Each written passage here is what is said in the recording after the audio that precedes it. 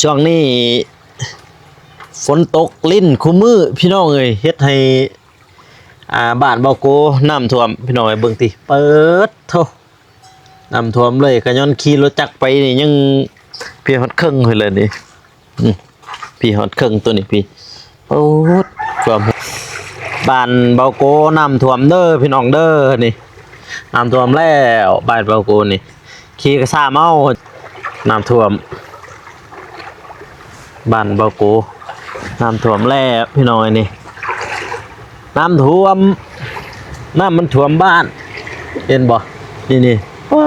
ชุเห็นบ่ฮันปอดโถเลิกเติบเด้เบาโกเลี้ยงพญานาคอยู่ในนี่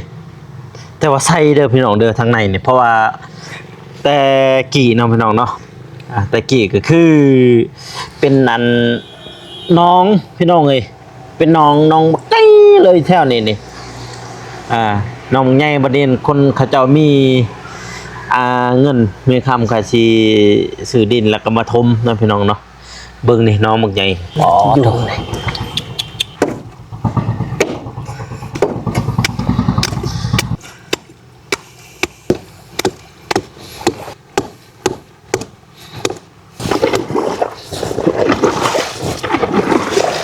ตอนฝนตกพี่น้อยเนาะนี่ก็ตันในซ้ำนี้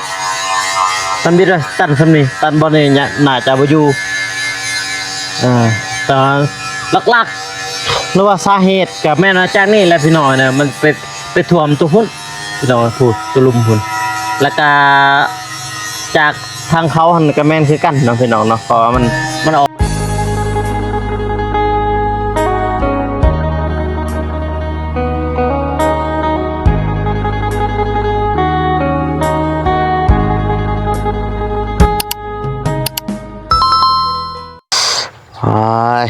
น้องเลยมาพี่น้องเลยเนาะเปิดภาพมามื้อนี้เด้อพี่น้องเด้อท้องฟ้ามืดครึ้มพี่น้องเลยเพราะว่าเนื่องจากว่าฝนตกคู่มือพี่น้องเลยทางนี้เนาะพี่น้องเนาะจะเบิ่งบ้านเบาโกจนนำท่วมแล้วพี่น้องเลยเนาะบ่ได้ไปใส่พี่น้องเลยเนาะเบิ่งทางนาเนี่ยจนท่วมเบิดแล้วพี่น้องนี่ก็ท่วมหมดเลยเนี่ยจะน้อยนี่ขึ้นมาแต่นั้นนะกองลางนี่อีกนะพี่น้องเนาะกองลางอีกสิท่วมเลยอันย้อนขี่รถตัวนี้มาแต่หันมาเสานี่โอ้จนชีวิตทอพุ่นทออันนั้นรถพี่น้องเลยน้ำท่วมเลยเด้อพี่น้องเด้อบ้านเบาโกพี่น้องเลยเนาะคุปีนั่นแหละน้ำท่วมพี่น้องเลยคือที่เห็นที่ผ่านมาก็นำท่วมแบบนี้พี่น้องปีกายกับแบบนี้คือกันปีกายนี่พี่ละฮอนนี่แหละพี่น้องเนาะน้ำท่วมบ้านเบาโกพี่น้องเนาะพญานาคขึ้นFC เพิ่นว่าเบาโกเลี้ยงพญานาคอยู่ในอันเบิ่งเอาพี่น้องเลยเนาะถ้าว่าเอาตัวนี้บ่ได้นี่แสดงว่าทางในนี่ก็คือสิบ่ได้เนาะพี่น้องเนาะ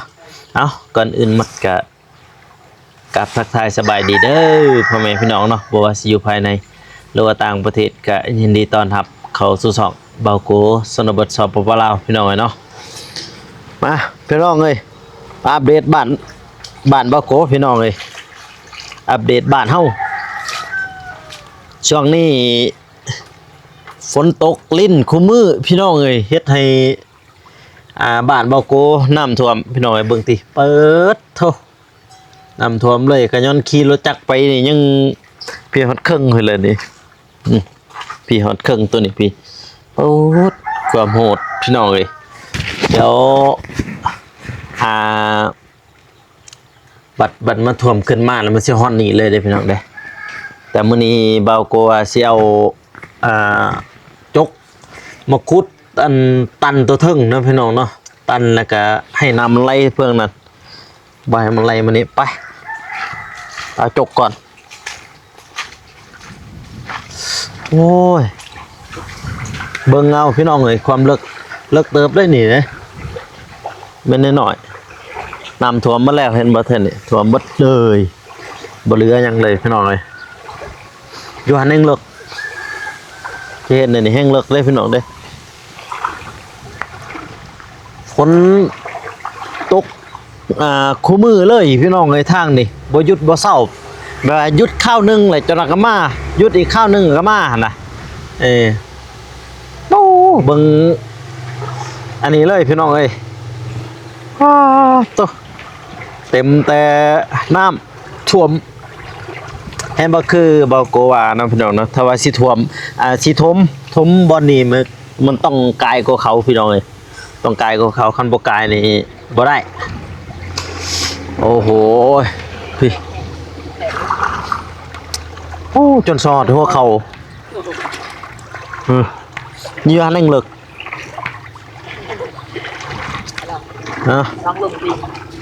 ให้ขี้ลงที่เจาะบ่หมดพี่น้องเลยบ่เรือบอลในแห้งเลิกพี่น้องเลย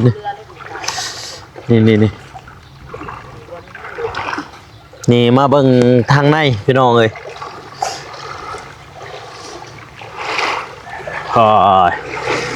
โอ้เบิ่งทางลังพี่น้องเบิ่งเอาโตจังมันว่าอยู่ใส่อันนี้น้ำท่วมคุปีเนี่ยพี่น้องเบิ่งเขาก็ถมในหันเบิ่งลุมมันในเบิ่งลุมพี่เขายังถมก็ยังท่วมนะพอตกคู่มือหลายนี่มาเบิ่งนี่ทางในนี่ทางในจนเต็มพี่น้องเอ้ยเห็นบ่นี่เห็นบ่หันปอดโถเลิกเติบเด้บ่โกเลี้ยงพญานาคอยู่ในนี่แต่ว่าใส่เด้อพี่น้องเด้อทางในนี่เพราะว่าแต่กี่เนาะพี่น้องเนาะแต่กี่ก็คือเป็นอันน้องพี่น้องเอ้ยเป็นน้องบักไกเลยแถวนี้นี่น้องใหญ่บัดนี้คนเขาเจ้ามีเงินมีคำค่ะสิซื้อดินแล้วก็มาถมนะพี่น้องเนาะเบิ่งนี่น้องบักใหญ่ปอโตบ้านบ่โกอันน้ำท่วมพี่น้องเลยนี่ไว้มื้อนั้นพี่น้องเนาะตัวเทมื้อนั้นเทอันนี้เทพาสิบพาเศร้าแล้วก็เจ้าน้อยนี่ทางนี้ก็ท่วมคือกันพี่น้องอันนั้นทางนี้นี่บ่เหลือแถวนี้นี่เบิ่งทางเขายังท่วมหมดเลยนะเดี๋ยวมานี่ขี่กระซามยังได้เลยนี่ขี่กระซามนี่พี่น้องเอ้ยเบิ่งเอาน้ำท่วมเบิ่งเป็ดเป็นบ่เบื้องเขาทมนะหันเนี่ยแต่ว่ายังท่วมพี่น้องนะช่วงนี้น่าจะเป็นพายุมั้งจะบ่ฮู้พายุอีหยังบัดนึงก็เช้าคือจังซี่เจ้าหน้าก็มาอีกเช้าแล้วก็มาอีกฝนน่ะพี่น้องเอ้ยเนาะนี่ก็ประมาณน่าจะฮอดทิศเลยเด้ฝนตกนี่ฝนตกไปใช้บ่ได้พี่น้องเอ้ยบางทีก็ไปสวนก็กลางพะยางจังซี่เอาโอ้ยเข้ามาเจาะอันนี้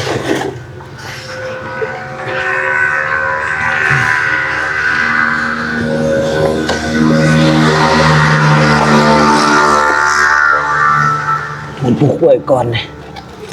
สร้างเพิ่นว่าตัวเองสิมามือวันที่15เพิ่นว่านี่ว่าจะเอาจกไปอันนั้นไปปั้นเบิ่งถึงกันก่อนปั้นบ่ให้มันหนามมันอังลงมานะเบิ่งเอาทางบ้านเขาชื่อว่า3ลัดลองเบิ่ง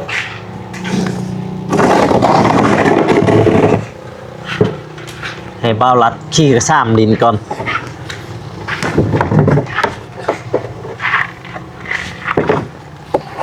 ไปหาไม้ไผ่มานำติมันจะบนักบ่ไปหายเมื่อเลยเด้อไปเอาจกในน้ำติเอาบ้านเบาโกน้ำท่วมพี่น้องเลยนี่ขี่เหือเอาขี่ซ้ำเอาเมื่อนี่ ไปบ้านนี้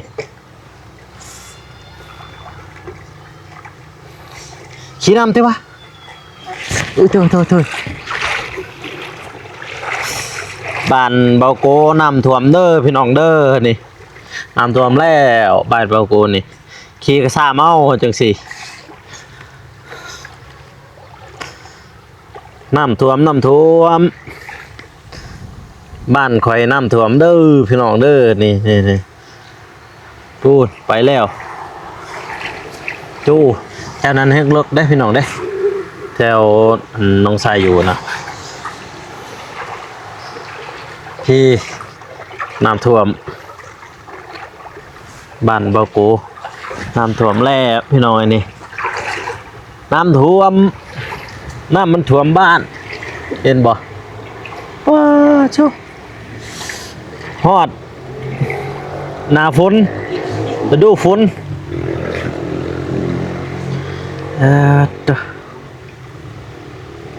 แต่ว่าเอารถจักรนี่ข้ามมานี่บ่ได้พี่น้องนะต้องได้เว้นไปเบื้องพูนเว้นไปเบื้องพูนเพราะอยู่นี่มันลึกพี่น้องนะรถจักรข้ามบ่ได้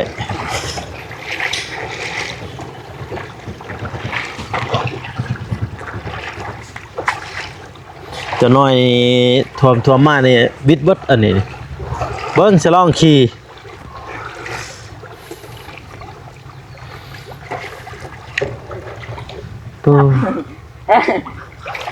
ลงมันตีดึงขึ้นเลยกระซามพุ่น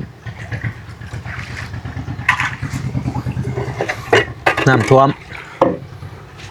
บ้านคอยน้ำท่วมแล้วเด้อทั้งเราไต่เฮาคู่ปีนั่นแหละแบบนี้ขอคู่ปีนั่นแหละแบบนี้ไปพุ่นน่ะไปเมียนอยู่อันนั้นก็ได้อยู่แจเบิ่งนะสิไปตันโตมันไหลลงมานี่พี่น้องตันมันอยู่ถึงนะรัดไปเอาแป้นนะเว้ยแป้นอยู่ในพุ่นนั่นไปฮะไปเอาแป้น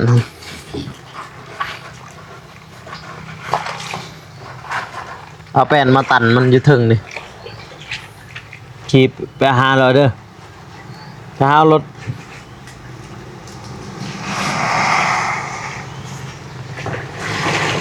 สิตันน้ำตัวนี้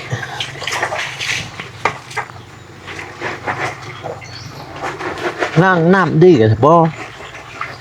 นี่สิตันตัวนี้แหละนี่สาเหตุมันไหลมาแต่นี่เห็นบ่นี่สาเหตุมันนี่ตัวนี้แหละนี่ตัวนี้แหละมันไหลมานี่พูดไหลมาแต่พูดแล้วก็พูดไหลมาแต่พูดแต่เทิงแน่เลยมาแล้วก็แต่นี้แน่ลงมาทางนี้แน่แล้วก็ลงไปพุ่นแน่พี่น้องเอ้ยตันในบนนี้นี่กูตันไหมบนนี้นี่มาให้น้ำมันมาเนี่ยมันไหลไปหุ่นหมด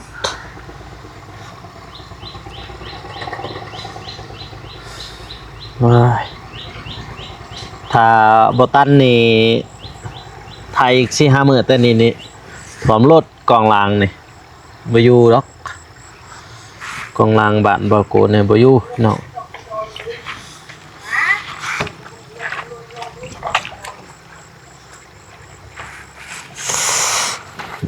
ป่ะพี่โอ้เด้มันหน่อยเด้อ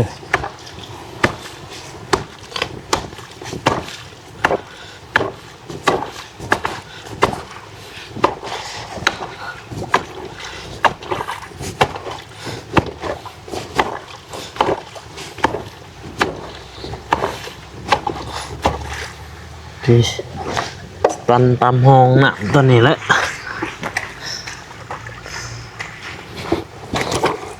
สี่เด้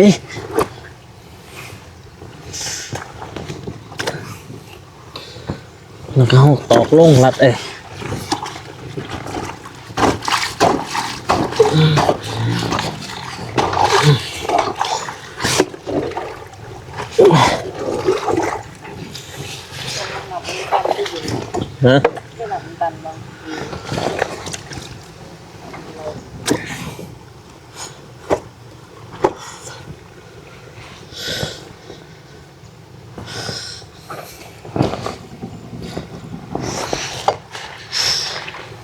วันนี้บ่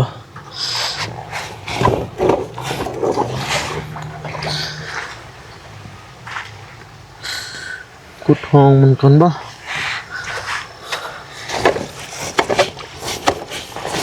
แต่หินแหละ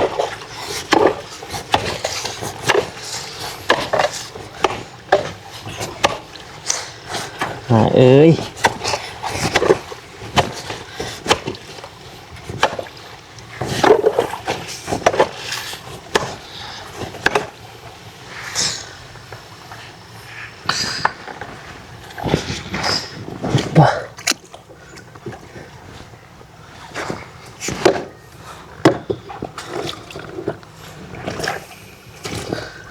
เสร็จจังสี่แล้วจะอยู่ไหน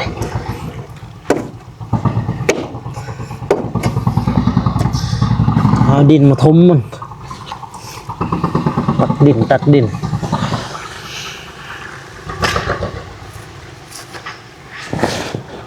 นี่แม่เอาผ้ามาดูแม่เอามาเนี่ย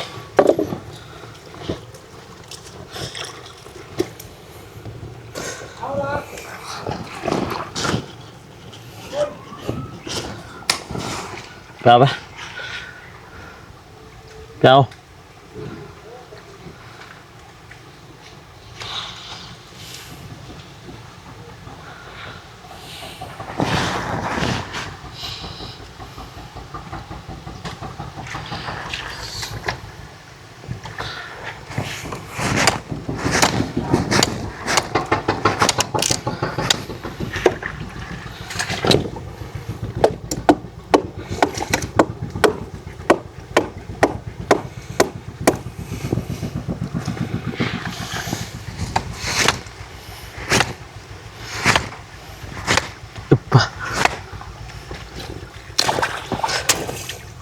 ซะ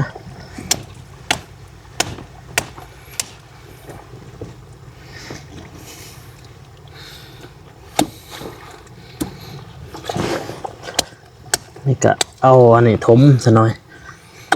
ดินนี่แหละถมทั้งดินทั้งหินและใส่เพิ่น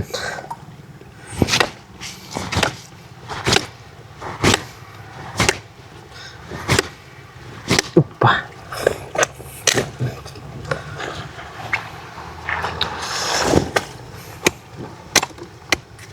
อุ๊บปะ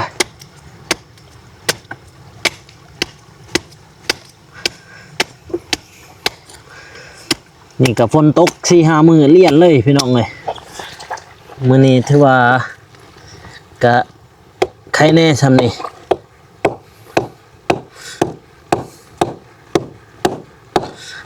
เมื่อวานนี่ติเบิดมื้อเลยแต่เช้ายันค่ำ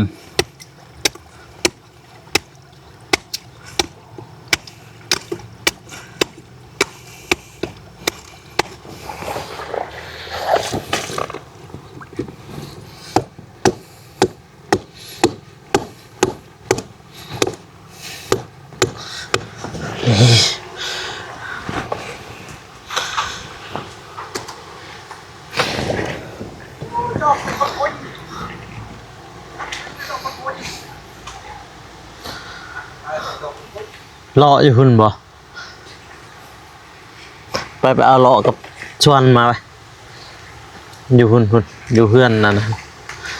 พี่ตันจังสิพี่น้องเลยนี่ตันมันก่อนแล้วไข่มันสกุดมันมานี่แต่นี่ผู้แต่ไข่ทานเนี่ยนี่เบอร์นี่แม่นมัดเลยใช่มันไล่ไปพุ่นคือกันไล่ไปหวยพุ่นไปทางมันไปหวยไปทางพี่อันนี้ก็เป็นเขตทหารมัดผักเบอร์นั้น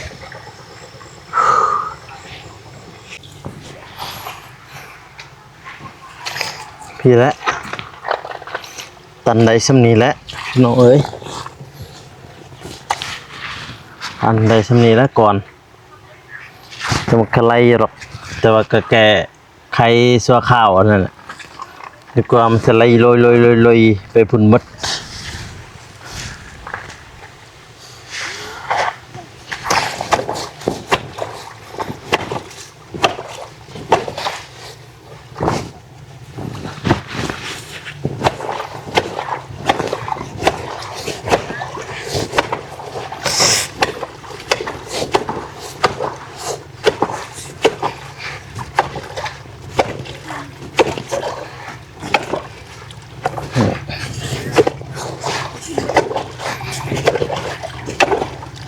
จุบไป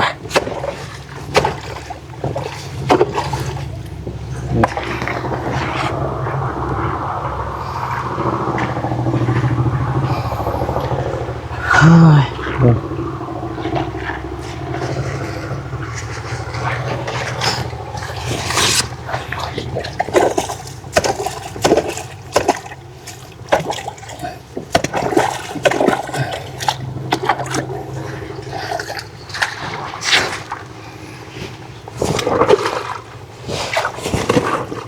ฮ้ย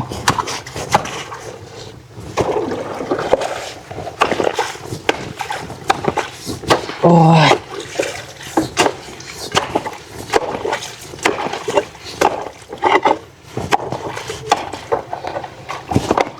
นี่ก็เป็นเสียแล้ว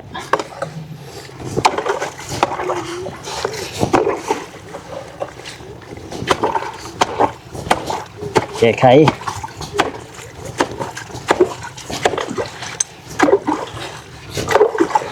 ไปก่อน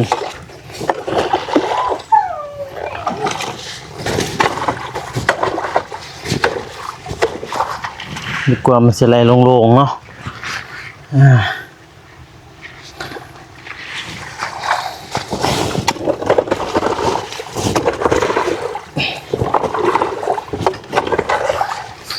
ใส่จกบางตัวนึงดิทำไมบ่คุณโอ้ยนี่จะจกบางตัวนี้ขุดจะควัดมันควัดลักสมัยกันให้ดี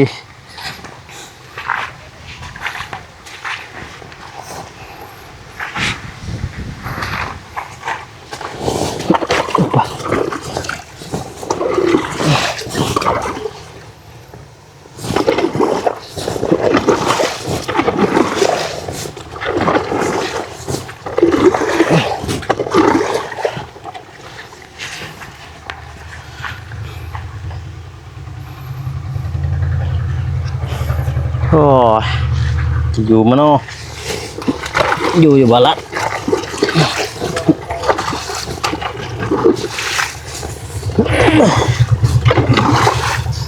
นี่แต่มันอยู่บ่เลยมันก็บ่น่าสิอยู่หรอกพี่น้อย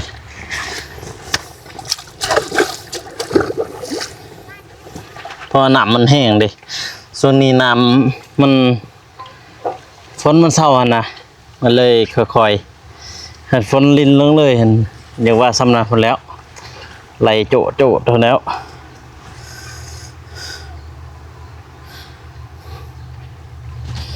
เดี๋ยวลองเอาดินแค่นี้บ้างใส่ส่วนห่อ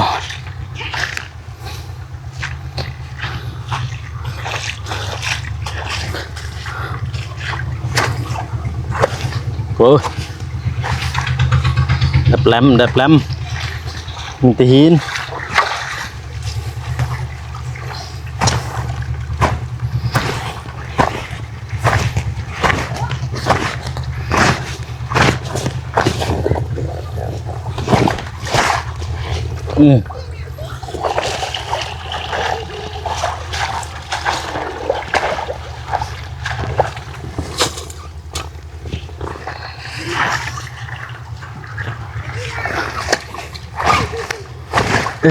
ออกจะได้หลัด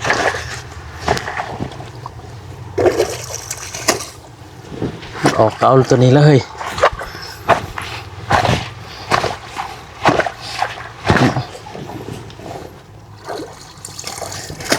เอ้ามีแต่หินพี่น้องเอ้ย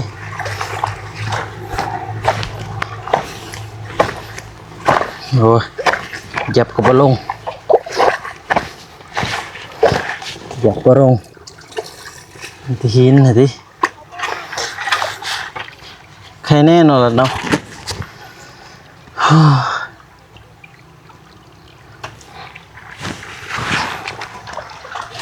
มีเท่านี้แหละตัวดิ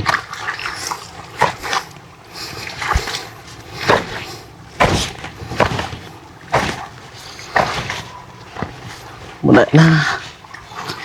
ดีนะดิ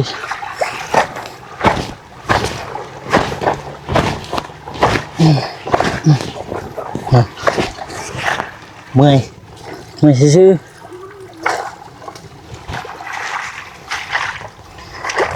แบบนี้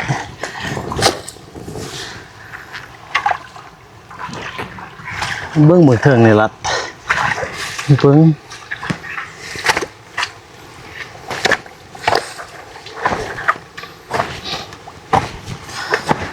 แล้วบ่มีตัวใดเลย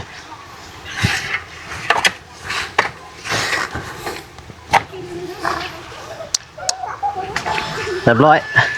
พี่น้องเลยแบบนี้แหละยังสิได้ปวดแขนบดไปตักดินพุ่งถูกมาปานแบบกันคู่ข้างหน้าน่ะนะจะเป็นคุดบอลนี่นะจะบ่ส่งต้องใส่อยู่หันเลยนี่ให้มันไล่มานี่แต่ว่าถ้าว่าอันฝนตกหันมันสิแห้งกว่านี้เด้น้ำมันสิไหลมันสิแห้งกว่านี้แต่ว่าซ้ำน้ำฝนแล้วน้ำมันตอนฝนตกคงสิน้อยเนาะนี่ก็ตันได้ซ้ำนี้ตันบิดเลยตันซ้ำนี้ตันบอลนี่เนี่ยน่าจะบ่อยู่แต่ลักๆหรือว่าสาเหตุกับแม่นาจากนี่แหละพี่น้อยเนี่ยมันไปท่วมตัวพุ่นพี่น้อยพูดตัวลุมพุ่นแล้วก็จากทางเขาหันกับแม่นคือกันเนาะพี่น้องเนาะเพราะว่ามันออกมาแต่นั้นเด้น้ำมันไหลลงมาฮะพี่น้องเนาะทางนี้ก็มีส่วนร่วมคือกันพี่น้องเนาะในทางนี้แต่ว่าลักๆหรือว่าลายที่สุดมันนะทางนี้เลยพี่น้องเนาะคือเห็นจักสิพ้นเศร้ามันก็ยังไหลอยู่เลยอยู่พี่น้องเลยมันน้อยๆเลยความมันแห้งเบิ่งเหรออยากว่าเกือบจนกับไปหมดแล้วพูดความแห้งพูดก่อนฮีทยังบเรือมันคัดมาอันนี้เป็นทางค่ายทหารอันนี้ทางบ้านเขาเลยแล้วก็มาแต่เทิงมันไล่ลงมานี่แล้วก็มาชูลงนี่ตอนนะครับชูลงนี่แล้วก็ลงน้องแล้วก็แต่อันน้องมันเต็มขึ้นแล้วก็มันท่วมกองล่างหมดเลยพี่น้องประมาณนั้นน่าจะอยู่ซ้ำได้ซ้ำหนึ่งน้องพี่น้องเนาะตันมานี่ประมาณนั้นน้องพี่น้องมานี่กะทั้งบอกตัวเองกะบ่ได้ไปใช้น้องพี่น้องเนาะกะอยู่บ้านนั่นแหละพี่น้องเนาะช่วงนี้คือเห็นนั่นแหละพี่น้องเนาะฝนก็ตกตกแท้ตกว่าแต่เสาค่ำพี่น้องฝนตกทางบ้านFCหรือว่าทางบ้านพ่อใหญ่ใจบุญเพิ่นฝนตกมาเนาะทางนั้นหรือว่าทางฝั่งไทยเฮาฝนตกบ่หรือว่าต่างประเทศฮะแล้วก็เรืออยู่ในประเทศลาวฝนตกบ่เนาะทางนั้นเนาะก็คอมเมนต์ไว้ได้เด้อพี่น้องเด้อเอ้าเปาโกก็สิได้จบคลิปเด้อพ่อแม่พี่น้องเนาะก็อย่าลืมฝากกดไลค์กดติดตามเพื่อเป็นกำลังใจให้เบาโกเฮ็ดคลิปต่อๆไปเด้อพี่น้องเด้อสำหรับคลิปนี้ขอกล่าวเข้ามาสบายดีพี่น้องเลยแล้วเจอกันอีพีหน้าเด้อพี่น้องเด้อบ๊ายบาย